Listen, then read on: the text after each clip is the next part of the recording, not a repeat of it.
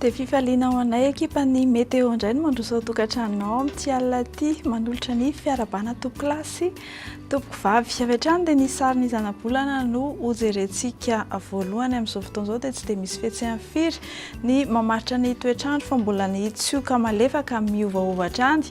Etsy andanin'izay dia misy andian-drano mitsitokotoko ihany koa eto Madagasikara araka izao hitantsika amin'ny sary izao. Toy izao manaraka izao ary ny toetrandro no vinavinaina ho amin'ny rapitso faharoan'ny volana Desambra 2024 ho amin'ny maraina dia hanorana malefaka ny faritany Antsiranana.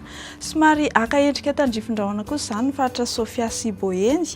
Ho maina ny andro ny amin'ny faritra sisa fahorian'ny fisavan'ny andian-javona vao maraina manomboka eo Vakinankaratra, Menabe, Amoronmania, Hotomatsiatra ary Iorombe.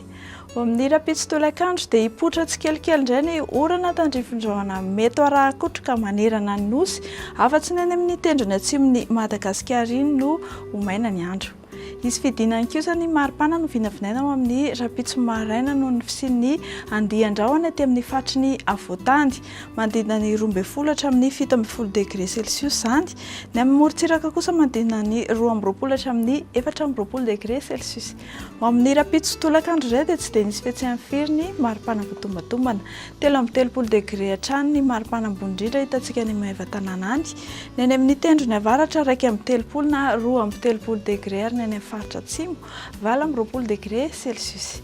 Dia raha ivoaka ivelan'ny Gasikara indray ianao dia efa taro reto manaraka reto. Hifandimby ny rahona sy ny masoandro amin'ny rapitso any Bangkok, Nairobi, Johannesburg sy Milan. Ho lalovandraona ny faritry Paris. Ho andreo nosy rahavavy manodidina Ibalika be masoandro any La Réunion sy Maurice.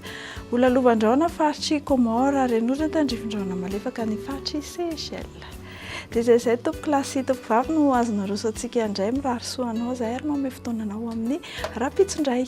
Veloma tompoko.